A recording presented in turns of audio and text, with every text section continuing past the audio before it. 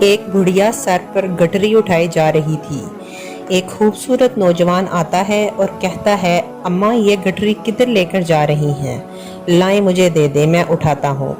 بڑھیا کہتی ہے، بیٹا سنا ہے شہر میں ایک جادوگر آیا ہوا ہے جس کا نام محمد ہے۔